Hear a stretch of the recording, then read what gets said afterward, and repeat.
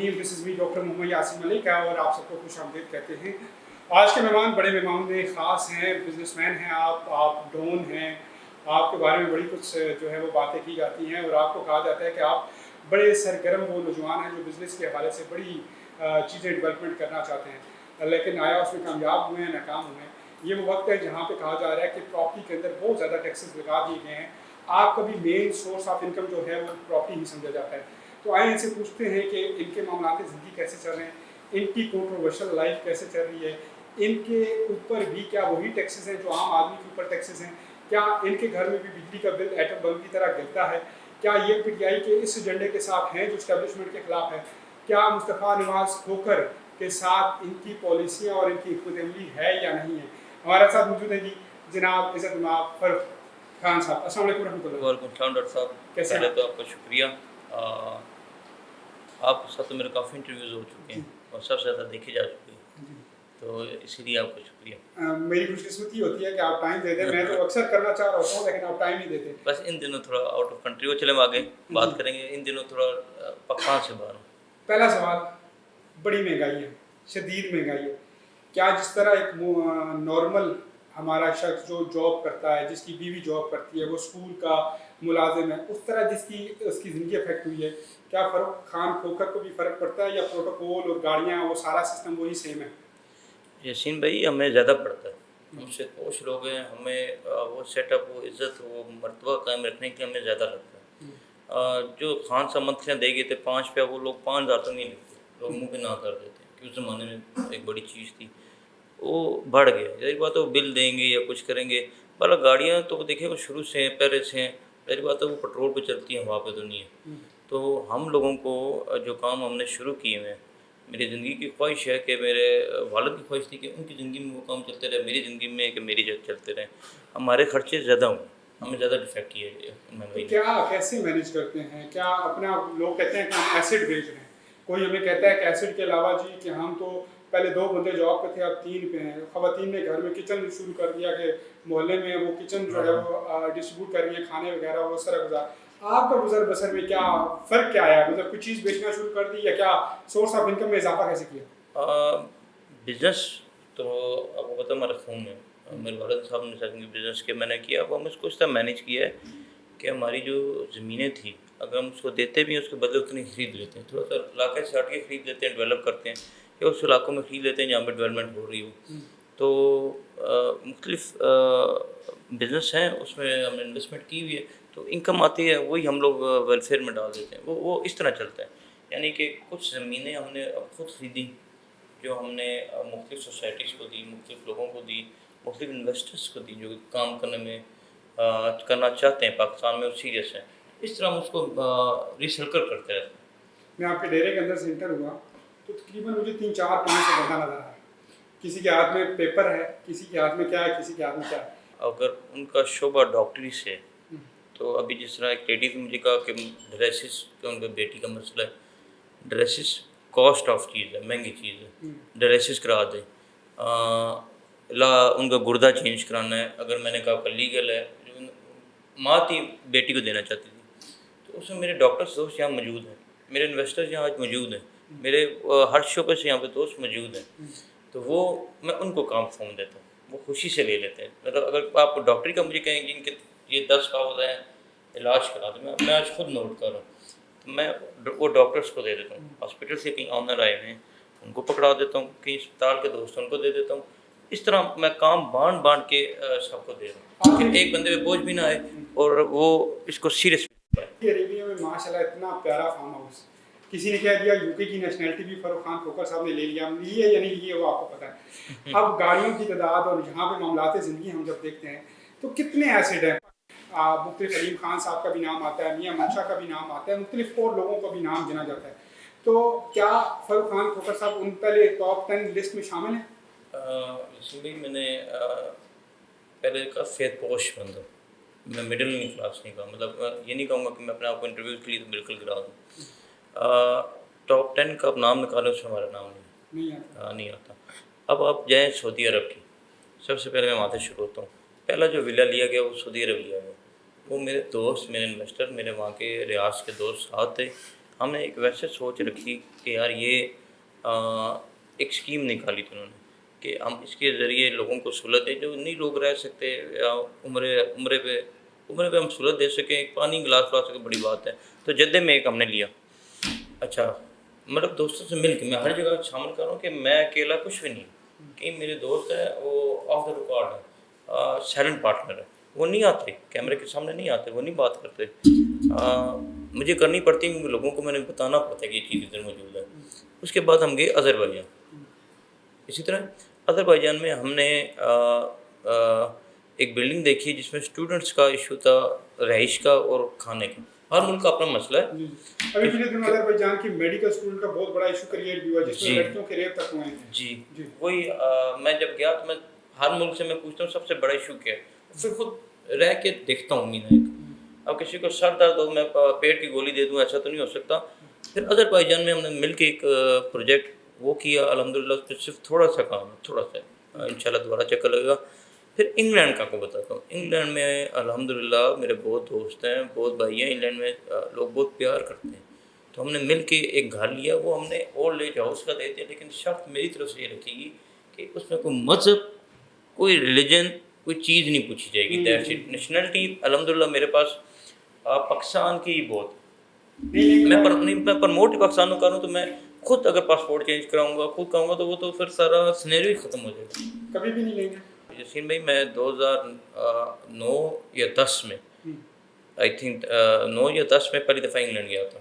آج اس کو 15 سال ہونے لگے، 16 سال. 2024 شہر ہے تو میں نے لینی ہوتی، میں 16 سال میں لے سکتا تھا. ابھی تک میں نے کسی ملک کی نیشنلٹی نہیں چیک لی. وہ آپ کا جب آپ یہاں پہ چیک کریں تو پتہ لگ جاتا ہے. میں پرموٹ ہی پاکستان میں کرتا ہوں. اگر میں نے لے لی تو ایک بہت غلط ٹائم میں چلا جائے گا. ابھی تو میں ایک جنگ لڑ رہا ہوں کہ یار یہ لڑکے بھی جو باہر جا رہے ہیں نہ جائیں، یہ فیملی سے نہ جائیں. اگر میں نے خود ہی موو آن ہو گیا تو بڑا ایشو بن جائے گا. ایک انٹرویو میں نے آپ کا کیا تھا، اس میں ایک وہ جو پرچے تھے نا، محبت کم ہوئی ہے، کوئی تھوڑا نفرت میں کنورٹ ہوئی ہے، کیونکہ آپ کہتے تھے کہ یہ دیکھ، مجھے آپ نے 2-3 پرچے دکھائے تھے اور ہم نے چلائے بھی تھے کہ وہ پرچے ایسے تھے کہ ہنسی آتی تھی. وہ کوئی بھائی صاحب تھے یا کوئی تھا جو آپ سے بڑی محبت کر رہا تھا. کیا ابھی اس کی محبت کنٹرول ہو گئی ہے؟ آپ وہ ختم ہو گیا سلسلہ؟ ابھی آپ پہلے میں بتاؤں گا کہ کم ہو گیا، اللہ کا شکر ہے.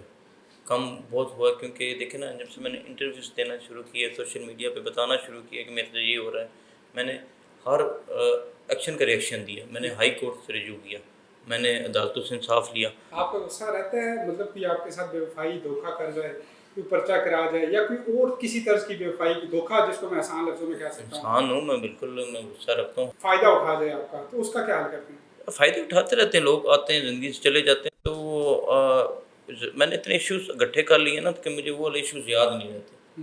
تو میں نے انٹرنیشنلی ایشو بہت کھولے اپنے. تو کوئی آئے جائے یہ اتنا فرق نہیں پڑتا. فائدہ دیکھیں، فائدہ مجھ سے کتنا ایک اٹھا جائے گا، یہ انسان کی سوچ ہے. اگر کوئی ویسے آ کے فائدہ اٹھا کے چلا جائے تو وہ اس کی اپنی قسمت. چلے فائدے کی جہاں تک بات ہے، پنڈی اسلام آباد میں ہر محلے میں 4-5 بندے تو ڈیرے کے اور فروخت ہو کر کے ہیں جو لوگوں کو دباتے بھی ہیں. اب تھوڑا کم ہوا ہے لیکن یہ کسی دور میں بہت زیادہ تھا. تو کیا وہ بندے واقعہ تھے؟ کوئی ہفتہ واری یا جمعرات والے دن یا بدھ والے دن آ کے کہتے تھے کہ مجھ سے تھوڑے نام اتنے کمائیں تسی پڑھو دے پھر میں اپنے رہ گا، ایسا کوئی سین تھا یا یہ بس ایک کنٹروورسی کریٹ کی گئی ہے؟ ایک میں تھوڑا حلیہ بتا دوں، بھائی صاحب تھوڑے لمبے بال رکھ لیں، کالا چولا پہن لیں، کیونکہ آپ بھی پہنتے تھوڑا لمبا پہن لیں، ہلکی سی داڑھی آپ کی طرح رکھ لیں تو بڑا آسان ہو گیا تھا ہفتہ واری لوگوں کو لینا، اور کم از کم یہ کہنا کہ بھائی جان میں ان کا بندہ ہوں. اس طرح کہ جب میں 2018 میں جیل میں آیا تو میں نے ایک انٹرویو دیا. میرے پاس ویڈیو صاحب بھی پڑی ہوگی، میری آئی ڈی پہ لگی ہوئی ہے کہ یار میرے ساتھ کوئی بندہ بھی تصویر چاہے. ابھی آپ بات کہہ رہے ہیں کہ 5,000 بندہ تصویر والا، اگر وہ کل کسی کو دباتا ہے تو اس سے تو میں نہیں روک سکتا. مجھے تو نہیں پتا. اور میں نے کس عوام کو کہا ہے کہ پیسے دو. اگر میں ڈیرے پہ روز کا پیسے دے رہا ہوں عوام کو، اپنی مائیں بہنوں عورتوں کو، اور اتنے خرچے ہیں کہ مساجد کے، تو وہ ہفتہ واری سے تو نہیں پورے ہو سکتے. اور یہ پیسہ مسجدوں میں لگ بھی نہیں سکتا. ایک حدیث نہیں لگ سکتا. اللہ حرام پیسہ میرے پیسوں میں شامل ہی نہ کرے، میں اس دن برکت ختم ہو جائے گی. لوگ اگر سمجھتے ہیں کہ ہر بالوں والا، لمبے بال والا میں ڈرائے گا یہ وہ، تو آج کل میں اس پہ تھوڑا یقین نہیں رکھتا کیونکہ سوشل میڈیا کا دور ہے. تھانوں کے دروازے کھلے ہیں، آپ جائیں میرے تک اپروچ ہے جائیں، میری 8 آئی ڈی ہیں جو ویریفائڈ ہے بلو ٹک ہے، آپ اس پہ رابطہ کریں۔ آج کا دن میں نے جیسے رکھا، جمعے میں نے آسان طریقہ کیا بنایا، میں نے سوشل میڈیا کا سہارا لیا، ایک پوسٹ لگا دی کہ میں جمعے کو بیٹھوں گا، اوکے، تاکہ لوگ آئے یہ نہ ہو آگے سے میں ہوں ہی نہیں، کیونکہ پتہ ہی نہیں ہوتا نا کہ میں پاکستان میں ہوں یا نہیں ہوں۔ تو میرے خیال میں اس چیز میں نا بہت کمی آئی ہے، اور میرے والد صاحب سے دور سے یہ نام غلط یوز ہوتا رہا، اس ٹائم سوشل میڈیا نہیں تھا، لوگوں کی اپروچ نہیں تھی، ڈیرے تعلق نہیں تھا، اور ہر دوسرے بندے کا تیسرے بندے کا، جیسے آپ کہہ رہے ہیں پھر اسلام آباد، پنڈی یا پاکستان پورے میں گھر کھوکروں کا یا کھوکر سے ریلیٹڈ ہے، تو لوگ ان کے ذریعے آ سکتے ہیں میرے پاس، میرے دروازے کھلے ہیں۔ کون سا لیڈر آج کل دل کے قریب ہے؟ مریم، شہباز، نواز، عمران، بلاول، زرداری، یہ نیچے تلوار لگی ہوئی ابھی تک جو گفٹ ملی تھی آپ کو، میرے خیال میں لگی ہوگی، زرداری صاحب نے دی تھی آپ کو؟ نہیں تلوار نہیں، گن دی تھی، گن دی تھی، وہ ابھی یہاں پہ ہے ہاں اوپر، ٹھیک ہے۔ اور مطلب آپ کی محبت کس سے؟ اب اس سے اگلا سوال یہ ہے کہ مصطفیٰ بھائی کی جو پولیٹکس ہے جو آج کل تو ہوا میں چل رہی ہے، ہلکا پھلکا کہیں نہ کہیں وہ لگتا ہے کہ پی آئی کی طرف موو ہوں گے، بٹ ناؤ دا ٹائم ابھی یہ کچھ کہا نہیں جا سکتا، آپ کی پولیٹکس کس کی طرف ہے؟ مجھے آج تک مولانا فضل الرحمان صاحب پسند ہے۔ یہ 8 سیٹوں کی وجہ سے؟ سنیں یہ سیریس کی وجہ سے کہ جو نہیں جو ختم نبوت پہ انہوں نے کانفرنس کی ہے لاہور والی، مینار پاکستان والی، مجھے وہ چیز اور ان کی تقریریں بہت متاثر کرنا شروع ہو گئی۔ میں شاید پہلے انٹرویو میں کسی نے پوچھا اور پہلے انٹرویو میں بتا رہا ہوں، آپ چیک کر لیے گا۔ مجھے مولانا فضل الرحمان جب سے ختم نبوت پہ وہ سپریم کورٹ پیش ہوئے ہیں، جب سے وہ ختم نبوت پہ انہوں نے کانفرنس کی ہے اور ختم نبوت کا کر رہے ہیں، تو میں ان کی تقریر اور اس کو بہت لائک کروں، اور جیسے وہ اسپیچ کر سکتے ہیں آئی تھنک کوئی بھی نہیں کر سکتا۔ میں یہ سمجھوں کہ NA48 یا 47 امیدوار بائے مولانا فضل الرحمان فاروق خان کھوکر؟ مولانا فضل الرحمان صاحب کو میں انشاءاللہ ملاقات کروں گا، اپنے ڈیرے پہ دعوت دوں گا، اگر میں شمولیت کرنی ہوئی تو میں پراپر انہیں بلا کے اپنی پوری کھوکر فورس کے ساتھ پورے ڈیرے کے ساتھ شمولیت کا اعلان کروں گا۔ لیکن بات رہی الیکشنز کی، تو وہ پہلے تو کوئی پارٹی قربانی مانگتی، ٹائم مانگتی، میں ٹکٹ کی سے نہیں لالچ سے جاؤں گا۔ الحمدللہ اللہ نے عزت بہت دی ہے، عوام ویسے بھی ساتھ ہے، ہر کام ہو رہے ہیں، تو ہو سکتا ہے ٹکٹ نہ لوں لیکن میں مولانا صاحب کی پارٹی میں جاؤں گا۔ تو اگر مصطفیٰ بھائی PTI میں ہوئے اور ادھر آپ مولانا میں ہوئے تو ادھر سے آواز آگے کی اور ڈیزل اور ادھر سے گیا، اگر کسی کے ذہن میں کوئی خیال ہے جدھر مصطفیٰ صاحب کہیں گے ہمارا رخ ادھر ہی ہوگا، لیکن ہمارا جو ڈیرا آتا ہے مصطفیٰ بھائی جہاں سے 2 جگہ سے الیکشن لڑتے ہیں وہ دونوں ہماری پٹی میں نہیں آتا۔ اگر ایسا وقت ہے تو میں بیک اپ کر لوں گا۔